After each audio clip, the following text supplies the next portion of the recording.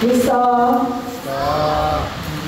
So, bago tayo magsimula ng ating mensahe ay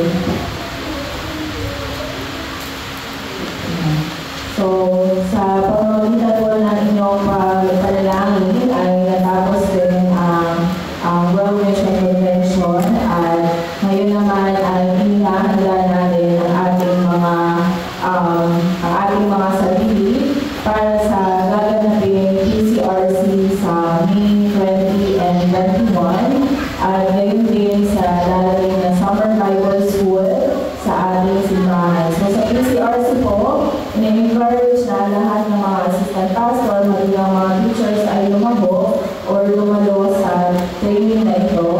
At hindi naman natin yung further announcements the following weeks, pero yun lang po muna ang focus natin ngayon hindi lang tayo ang attendees, kundi maraming churches pupunta sa ating simbahan para lumalo. So, manalangin din tayo, lalo na ang mga college, mga teachers na pupunta sa Mindanao. Ayusin natin ang ating mga spiritual state at sama-sama tayo manalangin para sa Mindanao Evangelism Camp. Amen? Amen. So, tayo ay manalangin at magsimula tayo ng ating corporate message. Let us all pray. Panginoon, maraming pong salamat sa oras na ito na ibinigay mo sa aming Panginoon.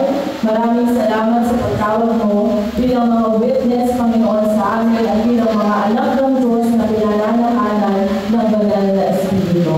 Sa oras na ito, dalangin namin ang pagkilos ng Child God at nawa wala kaming ibang madinig kundi ang misyon at ang gospel, Panginoon, na inihanda mo para sa amin. Bigyan mo kami ng pagpuspos ng banal na Espiritu at ibigay mo sa amin, Panginoon, ang pagkilos ng trono mo na mawasak ang lahat ng darkness na ibinibigay mo sa Satanas. Nawa ito ang oras para magkaroon kami ng turning point mula sa public message na aming pakikinggan. Nawa kami ay manatiling buhay sa aming pananampalataya at manatiling kami buhay para mag-raise ng mga disipulo at mag-raise ng mga learners. Sa pangalan ng Jesus, kami ay nananalangin. Amen. Amen. So, ang title o ang corporate message natin ngayong linggo ay ang last mission na ibigay sa atin ng Panginoong Jesucristo na nasulat sa Mateo 28, verse 20 at John 21, verse 15. So, sa last corporate message natin, binanggit na tayo ay mga witnesses na dapat nagkaroon ng tamang pasasalamat sa devotion at sa suffering na ibinibigay natin para sa ating Panginoon. So, kung iisipin natin, ang devotion ay hindi lang siya pagpunta sa simbahan, paglinis ng simbahan, pagbigay ng offering. Ang devotion ay pagbibigay ng ating buhay para sa gospel. Yun ang tamang devotion. Yun ang tunay na devotion. Dahil kahit na anong pagpapagal ang ginagawa natin, kung ginagawa natin ito sa harapan ng tao at ginagawa natin ito para sa ating mga sarili at sa ating mga motibo at ambisyon, yun ay matatawag na hindi devotion, kundi pakitang tao o pagiging religyoso. Kaya ang tunay na devotion ay pagbibigay at pag-aalay ng ating buhay, nag-iisang buhay sa ating nag-iisang Diyos. Yun ang sabi sa ating last week corporate message. Kaya nga ngayon din, habang binulayan ko ang salita ng Diyos, lumabas sa akin ang verse na nakasulat sa Santiago 2, sa buong Santiago 2, actually. Kung babasahin nyo, maraming mga religious people ang nagsasabi na kailangan natin gumawa ng mabuti, maging mabait, sumunod sa lahat ng utos. Diba? Huwag tayong magpagupit, huwag tayong kumain ng mga bagay na may tatak na halal o dinadasalan ng mga reliyon, huwag tayong kumain ng dugo. Maraming bagay ang pinagbabawal sa atin dahil daw kapag hindi natin ito sinunod, ang pananampalataya natin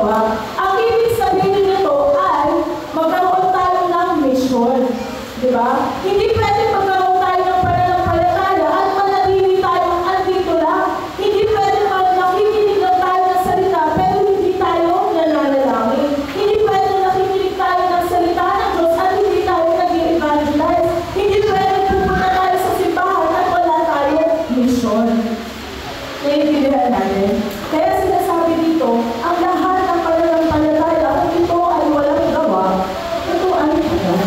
Kung wala tayong misyon, tayo ay patay. Naiintindihan natin? Hindi ito patungkol sa mabuting gawa. Kasi, nakasulat din sa James 2, chapter 10, kung lumabag ka lang sa isang utos, kahit tumutupad ka sa iba pa, lumalagpag ka na sa buong kautusan. Bakit yung sinabi ng Panginoon? Dahil walang matuwid at walang kayang gumawa ng lahat ng utos ng Diyos. Kaya gusto niya na mahalin lang natin ang isa't isa at ibahagi natin bilang pagmamahal at bilang Diyos ay pag-ibig. Ibigay natin itong pag-ibig na to, ibigay natin itong gospel na to sa lahat ng tao, kaaway man natin o hindi. Naiintindihan natin. Dahil doon natin napapatunayan na ang pananampalataya natin ay buhay.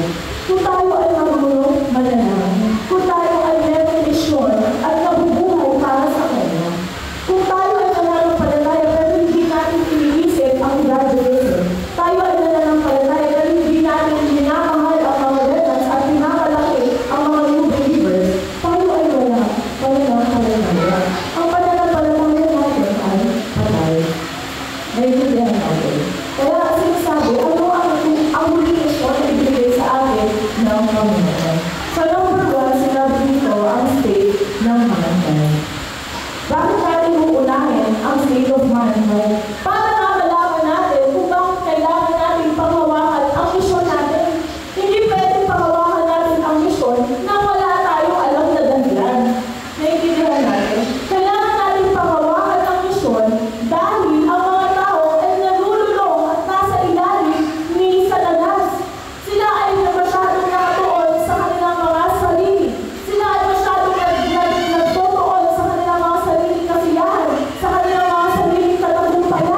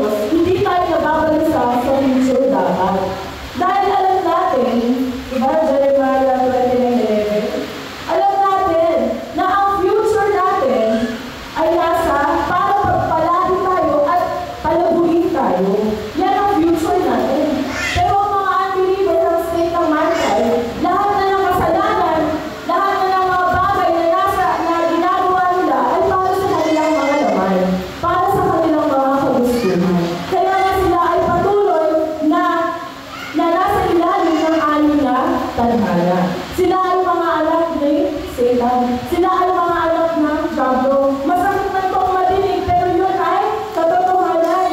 Kung hindi natin i-confess na tayo ay makasalanan, kung hindi natin i-confess na tayo ay minsan na naging anak ng diablo, hindi tayo kayang maligtas ni Jesus. Kailangan natin i-confess. Kailangan natin i-admit sa mga sarili natin na tayo ay mga anak ng diablo, kaya kailangan natin si Jesucristo. Diba?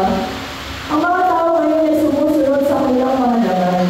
Ang mga tao ngayon ay masyadong nakapokus sa kanilang mga buhay. Tulad na nakakalimutan nila na may Diyos na nagbigay sa kanila ng buhay na yan at may Kristo na kailangan nilang tanggapin para sila ay maligtas. Kahit na kamalian ang ginagawa nila, masaya silang gumagawa niya. Tapos sa Ephesians 2, diba? Ephesians 2:2-3. Ang sinusunod na nila ay yung nagkontrolado o yung hari ng mundo. Kahit na mali, basta masaya sila, ginagawa nila. Diba? Kahit ang pangangalo niya ay mali, dahil nga doon sila masaya, ginagawa nila. Diba? Dahil nga, kahit na ang pagpalit ng kanilang mga gender ay hindi nakalulugod sa Panginoon, pero dahil daw doon sila magkakaroon ng kalayaan at kasiyahan, ginagawa nila.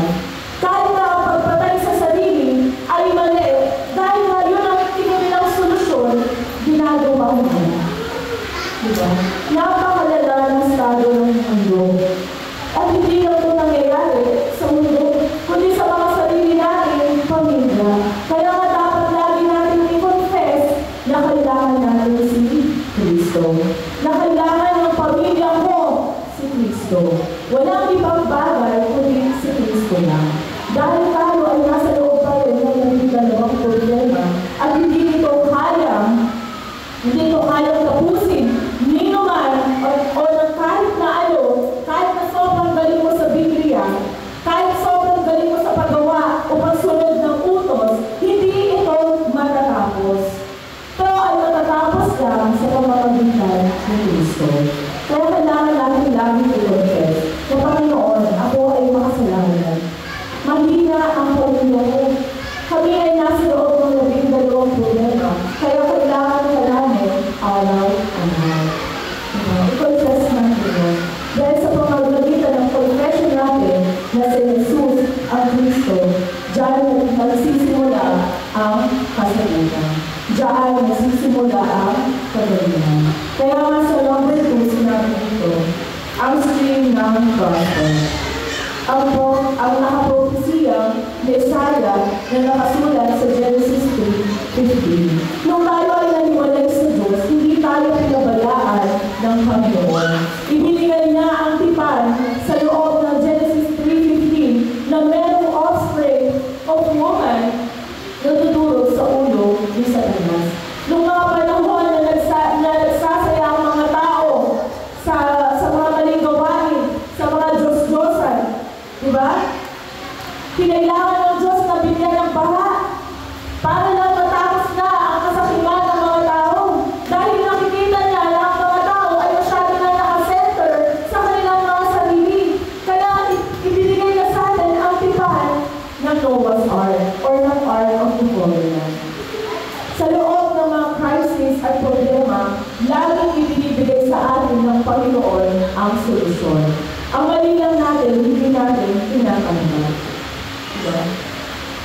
Nung panahon na sila ay tumatawid na papunta sa lugar ng Canaan, diba? Ibinigay sa kanila ang pagpapala ng dugo. Yung mga panahon na sinusunog nila, yung mga ginto nila at gumagawa ng Diyos-Diyosan dahil nakukulangan sila sa pagkilos ng Diyos ni Moses, binigyan na tayo ng tipan ng Exodus 3:18. Na tayo ay maliligtas kapag tayo ay nagbigay ng blood sacrifice. Diba? Ibinigay na sa atin ang kumpleto, tumpat at lahat ng solusyon.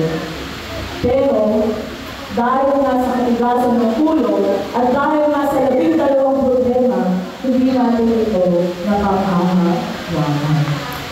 Siya ay nagkatawang tao. Kailangan na hindi kayang ipindigin ng mga matatalinong tao. Gusto nila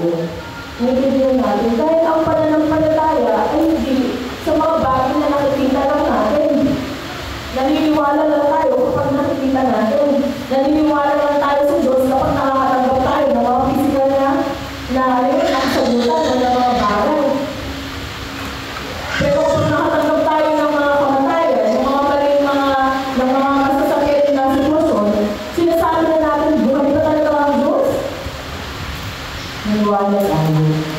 Dahil sa Kristo ang solusyon sa lahat ng problema. At kahit bali-balikan natin ang mundo, hindi ito magbabago.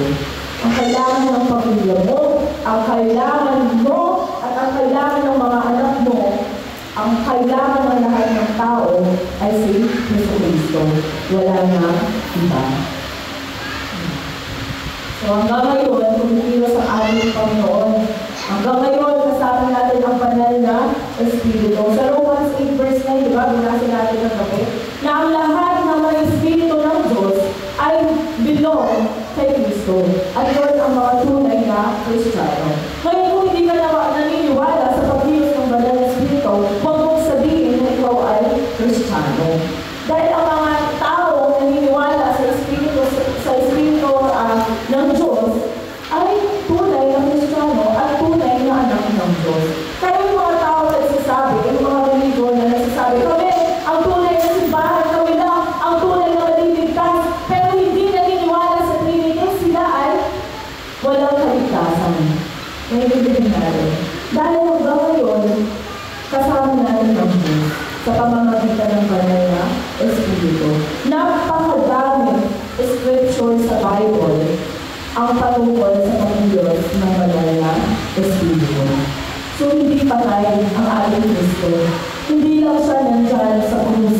Hindi lang siya nandyan sa kuweba. Kundi ang ating Kristo ay nasa atin araw-araw. Simula nang tinanggap natin ang kanyang Espiritu at tinanggap natin ang mabuting balita sa ating mga puso. Naiintindihan natin. So, number 3, sabi dito, ano ba yung dapat kong i-discover? Ano ba yung kailangan kong tanggalin sa aking sarili sa pamamagitan ng concentration? Sa totoo lang, kapag sarili lang natin yung aasahan natin na tanggalin itong mga bagay na ito, hindi natin kaya. Na kahit na magbasa na tayo ng Bible, kung naniniwala tayo na kaya natin sa sarili natin, paraan na matanggal itong mga bagay na ito, nagkakamali tayo.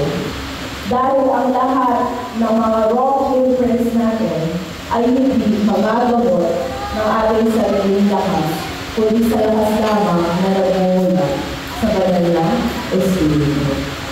Diba? Kaya nga sinabi dito, ano ba yung dapat kong tanggalin sa sarili ko? Number 1, diba?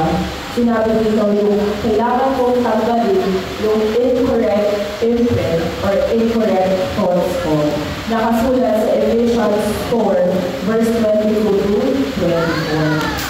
Ang sabi dito, iwanan ninyo ang dating pamumuhay. Huwagin ninyo ang inyong dating pagkatao na nasisira dahil sa masasamang pagnanasa. Magbago na kayo ng diwa at pag-iisip. At ang dapat ninyong isuot ay ang bagong pagkatao na nilikhang kalarawan ng Diyos. At nahahanap ng matuwid at banal na pamumuhay ayon sa katotohanan. Amen. Ang sabi nito, itapon, hubarin. Hubarin na ninyo ang inyong dating pagkatao. Ihubarin na natin ang pagkatao natin na sumusunod kay Satanas. Hubarin na natin yung mga imprint natin na nakasetro pa rin sa ating mga sarili. Hubarin na natin yung mga pag-iisip natin na nakasetro pa rin sa pamilya lang natin. Sa atin lang. Anak ko lang. Diba?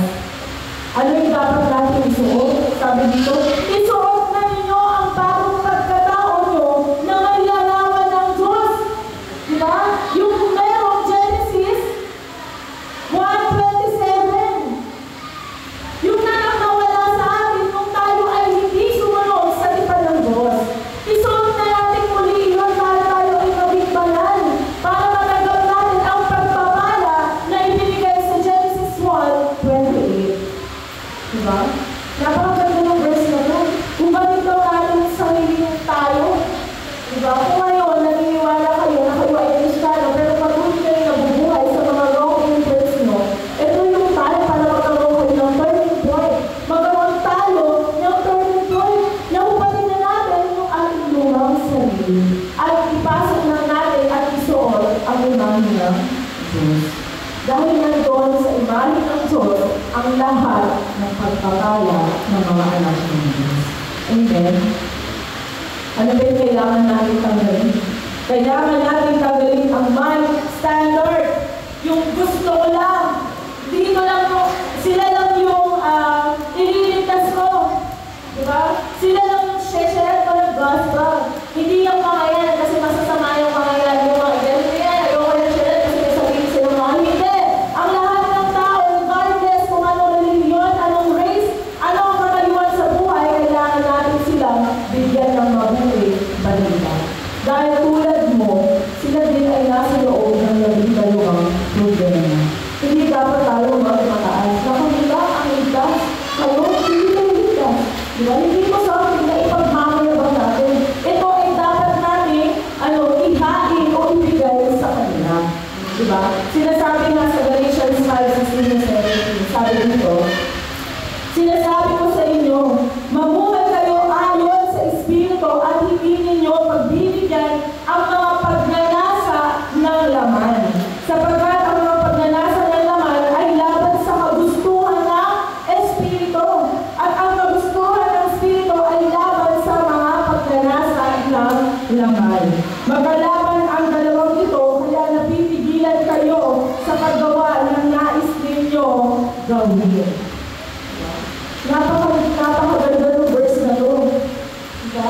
Dahil nga sa mga standard natin, napipigilan tayo mag-evangelize. Diba? Dahil sa mga standard natin, dahil sa mga goals lang natin. Diba? Ito, kaaway ko yan, hindi ako mag-share yan. Diba? Ay, yan, kailangan yan, kailangan mo yan, kailangan mo yung makalimutan salita ng Diyos. Standard. Lamang. Diba? Gusto ko mag-evangelize, pero wala akong pera. Hindi ko nagagawin yan. Lamang. Diba? Dahil ang laman ay kalaban ng Espiritu at ang Espiritu ay kalaban niya ang laman.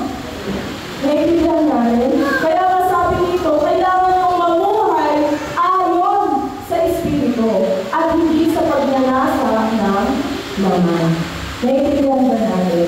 Alisin natin ang sarili natin mga standard. Alisin natin ang sarili natin mga goals. Diba? Ano yung ibig sabihin para sa dito? Diba? Sabi dito, kapag may gusto tayong goal na magpayaman, kung hindi ito, di ba? Gusto kong yumaman, di ba? Ibig na i-offering ko, ikakain na lang namin. Kahit na may sobra-sobra kami, ayoko magbigay ng marami. Diba? Ibig na i-offering ko, ipang-ano na lang namin, ipang-swimming na lang namin. Diba? Ibig na ipang-offering ko, pagkakain na lang namin sa Jollibee. Kaya yung mga times, binabawasan. Naintindihan natin. Lagi tayo may pang-calculate na paano nagibibigay ko. Dahil ang goal natin, maging masaya lang tayo sa buhay. Hindi natin tayo gawin ang evaluation kung ganyan ang mindset natin. Dahil ang evaluation ay gawa at pamumuhay sa loob ng Espiritu. At hindi dito sa loob ng mga. Naintindihan natin. Hindi pwede tayo mangarap maging mayaman. Tapos sasabihin natin sa sarili natin na kusihan tayo. Yung mga maging mayaman na tayo para sa mga sarili natin, para sa mga anak natin. My Lord. Maging mayaman tayo dahil gusto natin gumawa ng mga RUBC. Maging mayaman tayo dahil gusto natin tulungan ng mga remnants na maraming scars at magawa sila ng healing. Ganun klaseng goal yung help natin sa Panginoon. Pagpapalain ba tayo ng Panginoon? 100, 300%. Naintindihan natin. Sinabi pa dito sa Colossians 3:22.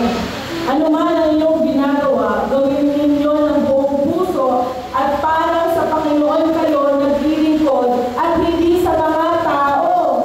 Sapagkat si Kristo ang Panginoong pinaglilingkuran ninyo at alalahanin ninyo pagkakalooban kayo ng Panginoon ng gantimpalang inilaan niya para sa inyo.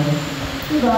Kung ginagawa natin ang nais ng Diyos, tayo ang pinakamayamang tao. Diba? Kung tayo ay nagpamagal at walang-wala na tayo, pero patuloy pa rin tayo nagsisiba, patuloy pa rin tayo nag-debo, ibig sabihin, grabe, ang galing para sa atin na Panginoon. Kaya huwag na kayong magpangarap ng mga bagay na masyadong sentro sa mga pamilya at mga sarili ninyo. Dahil kayo na ay mga tao ng Espiritu ng Diyos at kailangan yung mabuhay ayon sa Espiritu. Hindi na ayon sa kasalanan at kasamaan ng inyong mga ngayon hindi na natin. Ano ang kailangan natin i-discard? Kailangan natin i-discard ang ating mga ambition at motive. Sabi dito, sa Romans 8:26-27, ganun din naman, tinutulungan kayo ng Espiritu na ating kahinaan, sa ating kahinaan, sapagkat hindi tayo marunong manalangin ng nararapat. Kaya ang Espiritu ang namamagitan para sa atin at dumarain sa paraang hindi natin kaya sambihin. Verse 27. At ang Diyos na siyang nakakasaliksik sa puso ng tao, ang siyang nakakaalam kung ano ang kalooban ng Espiritu, sapagkat ang Espiritu ang namamagitan para sa atin ayon sa kalooban ng Diyos. Sinakasulat din sa Kawikaan 16:2-3. Ang akala ng tao ay tama ang kanyang Diyos. Ngunit sa tunay niyang iayon, si Yahweh ang nakakatagos, nakakaalam. Ipagkatiwala mo kay Yahweh ang inyong mga gawain at magtatagumpay ka sa lahat ng inyong mga layunin. Ginagawa natin ang World Evangelization. Nagpapalag tayo ng yan, hindi para ma-acknowledge tayo ni Reverend King. At hindi para ma-acknowledge tayo ni Pastor Joy. Ginagawa natin ito dahil ito ay nararapat para sa mga anak ng Diyos. Ginagawa natin ito hindi sa harapan ng tao, kundi sa harapan ng Diyos. Maglingkod tayo na parang lagi tayo nakikita ng Diyos. Mag-worship tayo na parang lagi tayo nakikita ng Diyos. Diba siya ang ating Father, siya ang ating Boss. Diba ang worship, ibigay natin ang buhay natin sa loob ng worship. Kapag nakikinig tayo, parang lagi may nakikinig sa atin. Kaya kailangan natin mag-concentrate. Ganun klase. Diba? Alisin na natin ang mga motives natin. Dahil ang mga motives na yan, nakita si Sila. Yun nga, balikan natin ulit, diba? Sa pamamagitan ng pagnanasa ng iyong laban, hindi mo na nagagawa yung mga dapat na gawin mo. Kasi nga, meron kang mga hidden motives. Kaya kailangan natin siyang alisin. Kailangan natin ang motibo natin, ang isip natin, ang ambisyon natin, ang panaginip natin, ang goal natin, ang wants natin, ang future natin, ang lahat ng kagustuhan natin ay dapat makasunod sa Kanya para magawa natin ang misyon ng nais ng Diyos. Hindi pwedeng mag-serve tayo sa laman at sabihin na tayo ay mga anak ng Diyos. Gawin naman na kailangan na ang pananampalataya natin ay manatiling buhay. Ibig sabihin nun, manatiling tayo may misyon. Diba? Hindi tayo natatapos sa worship lang. After the worship, ano tayo? Diba? Hindi dapat madumisan o hindi dapat naitin ng mga tao si Kristo dahil sa atin. Naitin natin. Kaya kailangan natin alisin yung mga sarili natin para magawa natin ang nais ng Diyos. Amen? Amen. So number 4, ano ang last mission na ibinigay ng Panginoon? Ang last mission na ibinigay ng Panginoon, nung siya ay, actually, sa tuwing may nangyayari sa Kanya, lagi siyang may last mission. Papatayin pa lang siya, may mission na siyang binigay. Papunta pa lang niya dito sa lupa, may mission na agad siyang binigay. Nung namatay siya, may mission siyang binigay. Nung umalis siya sa langit, may mission siyang binigay. Hindi na lagi sinasabi na, magpagal kayo para kayo ay umangat, ganito lumaan, ganito mag-focus sa ganito. Lagi niya sinasabi, humayo kayo at gawin yung mga alagad ko ang lahat ng tao. At ako ay makakasama mo hanggang sa dulo ng daigdig. Diba? Actually, ang dali na komisyon yun para sa akin. Ang kailangan lang natin gawin ay i-build yung mga sarili natin. I-evangelize yung mga sarili natin. Tanggalin natin yung mga wrong effort, motives,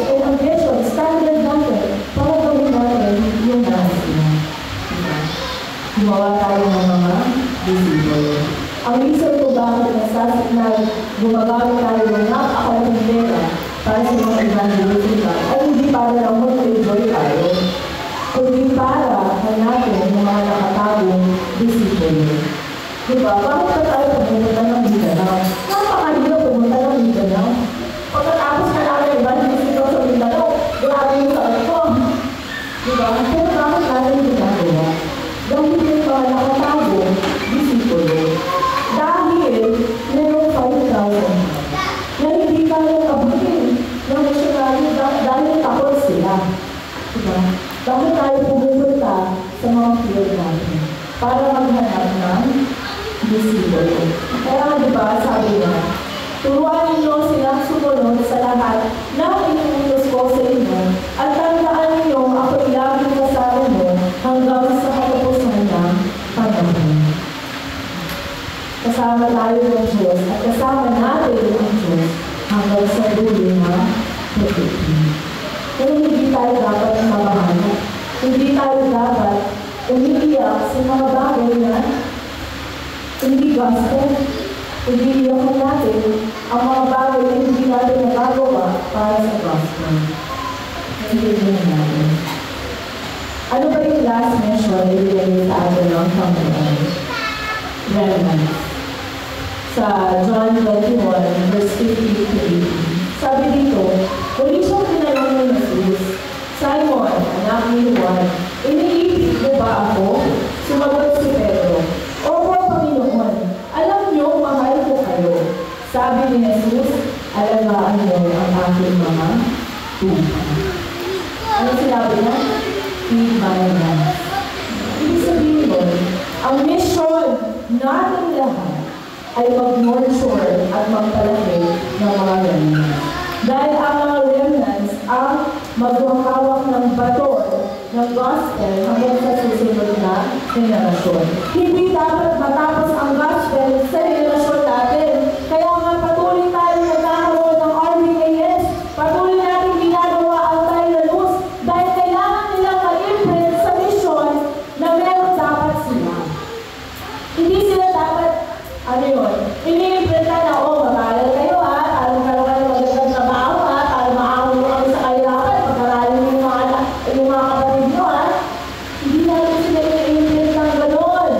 Ang kailangan ini-imprint ng mga tao, ng mga adult, or ng simbahan natin, ng RBAS at ang Tyrannus natin ay ang mission.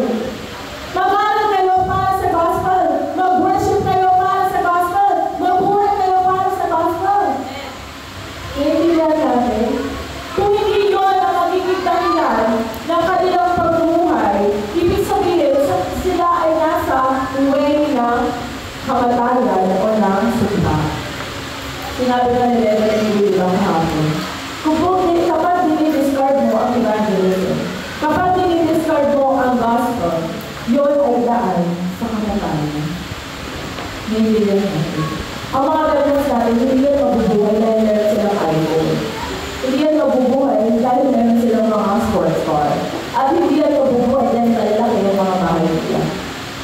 Sila ay tunay na mabubuhay kapag sa kanilang mga puso at isipan, meron salita ng Diyos at merong mission.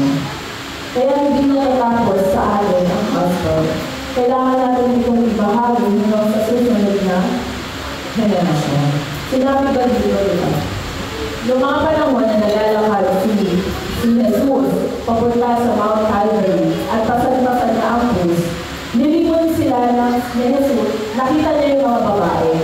So sinabi niya doon sa Luke 23:28-29, nilingon sila ni Jesus at sinabi, mga kababaihan ng Jerusalem, huwag din ninyo ako iyakan kasi iyak ng iyak yung mga babae kasi nga awang-awa na sila kay Jesus. Sabi niya, ang tangisan ninyo ang inyong mga sarili at inyong mga anak. Tandaan ninyo, darating ang mga araw na sasabihin nila, pinagpala ang mga baog, ang mga sinapupunang hindi nag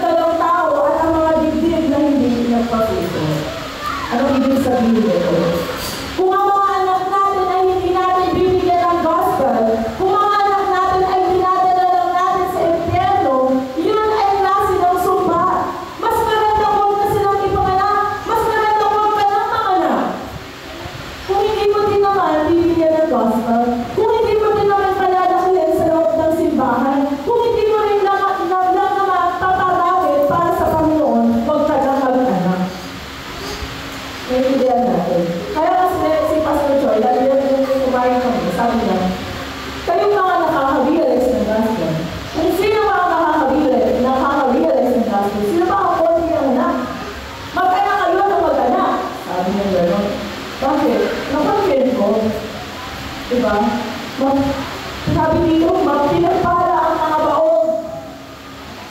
Kung hindi mo din naman gagamitin para sa ibang desisyon ang mga anak natin, huwag na tayo mag-anak.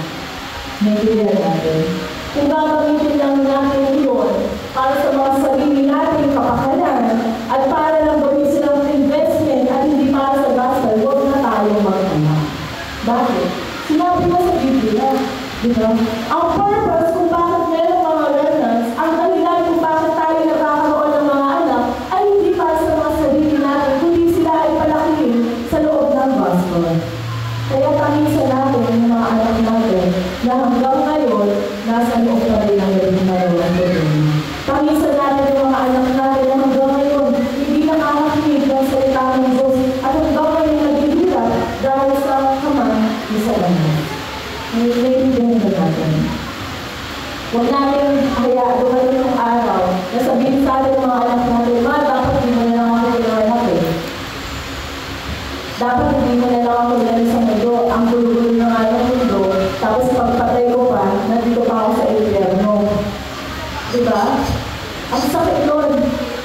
Ang pinakadakilang pagpapala o pinakadakilang pamamanan natin sa mga anak natin ay hindi yung insurance policy. Hindi rin mga bahay, lupa, at edukasyon. Ang dakilang papamanan natin sa ating mga anak ay ang gospel at ang mission. Mamuhay sila sa gospel at mamuhay sila na mayroong mission. Kaya hindi sila masyadong magaling sa school. Kung silang depression, ang namin sila, buong-buong, huwag ganun. As long as sila ay nasa loob ng tipa ng Diyos, sila ang pinaka-precious na mga bata. Amen. Kung din natin hayaan na sila ay manulong at magkaroon ng pag-iisip na maging successful para lang sa kanilang mga sarili. Lagi natin iba sabi sa Deuteronomy, ilagay mo, inalim mo ang salita ng Diyos, ilagay mo sa kanilang mga noo, ilagay mo sa hagdan ng mga bahay. Dahil yun ang mission natin. Ang mission natin ay palakihin sila ng may gospel at palakihin sila para sa pag-ibang level. Ano pa? Sabi dito, go to all nations sa Mark 16:15-20. Sabi dito, at sinabi ni Jesus sa kanila, humayo kayo sa buong mundo at ipangaral mo ang magandang balita sa lahat ng tao. Yan ang mission ng Panginoon. Sabi nga, sa lahat ng tao. Hindi na sinabi, ibahagi mo ang mabuting balita sa mga friends mo lang. Diba? Ibahagi mo ang mga mabuting balita sa mga nagpapautang lang sa iyo. O sa mga tao hindi na sinusumpa. Diba? Hindi. Ang sabi niya, sa lahat ng tao. Kung anong kahit kaaway mo, kahit na may ginagawa sa iyo, kahit sinusumpa ka lang, kailangan na sila ang panghagian ng salita niya. Amen? Yun ang mission na ibigay sa akin na Panginoon. So bilang conclusion, ano ba yung dapat natin i-restore sa ating mga sarili? So i-restore sa ating mga sarili. So number 1, i-restore sa ating mga sarili at ang tatlong kasagutan. Hanapin natin ang lahat ng kasagutan sa loob ng problema. Hanapin natin ang lumuwan sa loob ng conflict. Hindi yung pag may conflict, aalis. Hindi may conflict, titigil. Diba? Kapag may conflict, mag-remove. Yung sabi nila dito kahapon. Pag may conflict sa church, huwag natin tinatakbuhan. Mag-bring na tayo. Diba? Mag-bring na tayo. Baguhin natin yung sarili natin. Dahil mga nangyari sa dalang pagkakang mission. May conflict na kasi kagaling na yun. Tingnan natin, ano ba kailangan baguhin? Diba? Ano ba yung kailangan kong baguhin sa sarili ko? Walang perfectong denomination. Walang perfectong church. Walang perfectong pastor.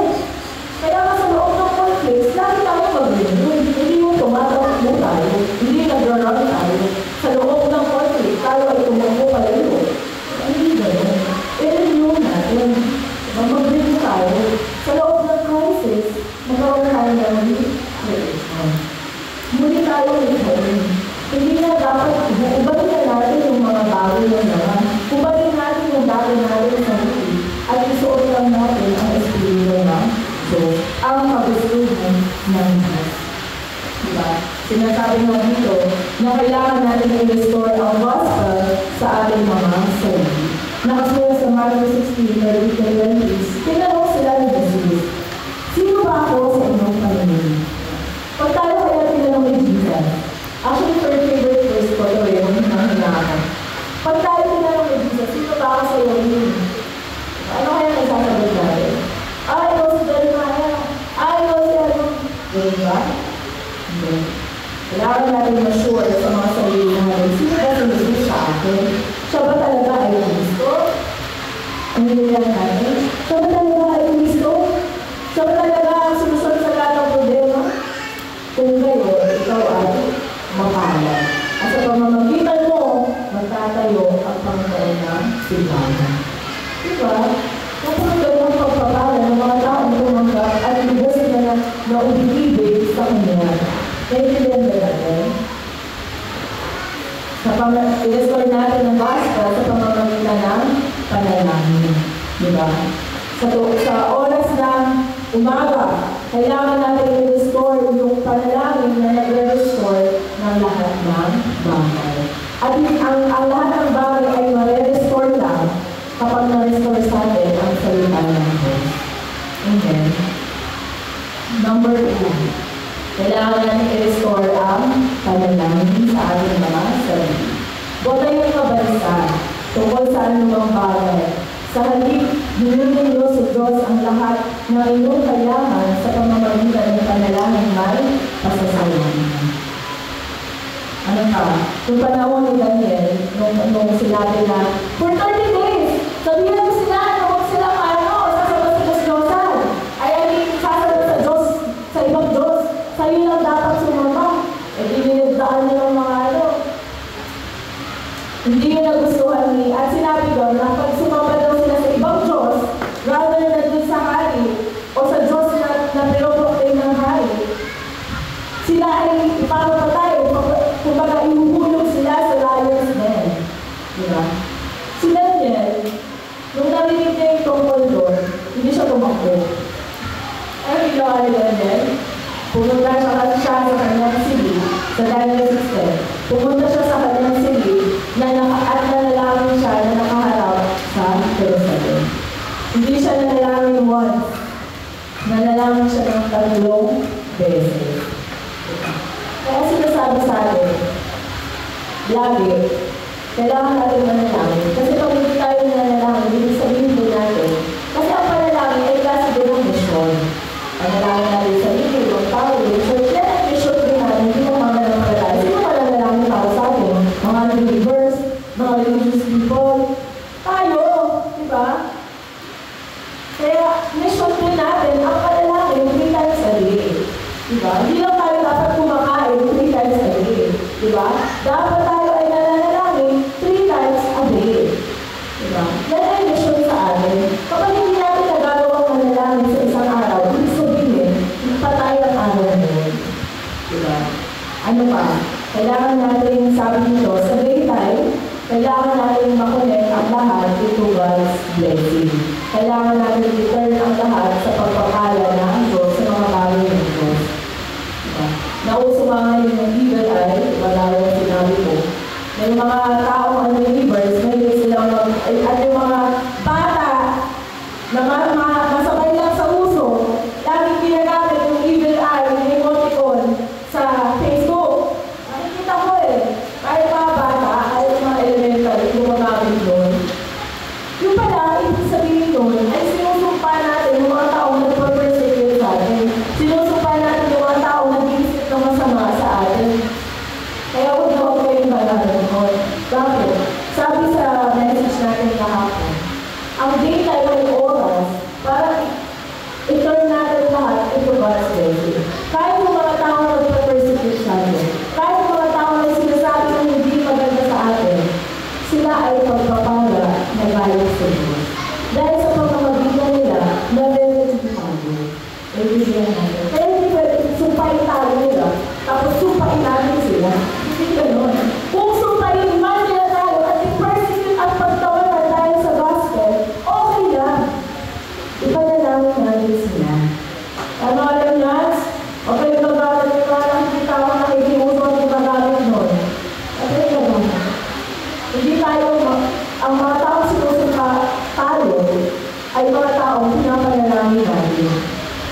pagpilihan natin. Kailangan natin i-restore ang evangelism sa amin. Diba? Sabi nga sa Acts 20:24, "Subalit walang halaga sa akin ang aking buhay. Magawa ko lamang ang aking tungkulin at matapos ang gawain tinanggap ko mula sa Panginoong Jesus. Ang pagpapahayag ng magandang balita tungkol sa magandang loob ng Diyos para sa tao." Diba? Ang buhay ko ay walang halaga. Kung hindi man ito para sa gospel, ito ay basura. Ang buhay ko ay mahalaga at kailangan ko lamang gawin ay sundin ang mga layunin at sundin ang mga nais ng Diyos. Sa tuwing gabi, kailangan natin i-fulfill yung answer na ating natatanggap. Answer ng pulpit natin, answer ng ministry natin, i-fulfill natin mo at magpasalamat natin. Diba? Kailangan natin buhay yung ating mga pananampalataya sa pamamagitan ng paghawak ng misyon na ibigay sa atin na Panginoon. Amen? Amen. So, batiin mo yung katabi mo. Sabihin mo, gawin natin ang muling misyon. Ubalin na natin ang ating sarili. At isuot natin ang Espiritu ng Diyos. Amen? So, itapon na natin ang ating sarili at mabuhay tayo ng may turning point na nakasettle lamang sa pag-iwas ng Banal na Espiritu. So, tayo ay mananamit. Panginoon, maraming salamat sa oras na ito na ibigay mo sa aming Panginoon. Nawa ibigay mo sa aming Panginoon ang puso at kalakasan na gawin ang misyon na ibigay mo sa aming Panginoon. Tulad nga na ang buhay namin ay walang halaga kung ito ay hindi para sa gospel at para sa misyon. Nawa, Panginoon, bigyan mo kami ng puso na magpagal at magbigay ng aming buhay para sa evangelism. Ngayon din nagpapasalamat kami sa lahat ng paggabay at pag-iwas ng Banal na Espiritu na ibigay mo para sa lahat ng mga schedules, Panginoon, na meron kami.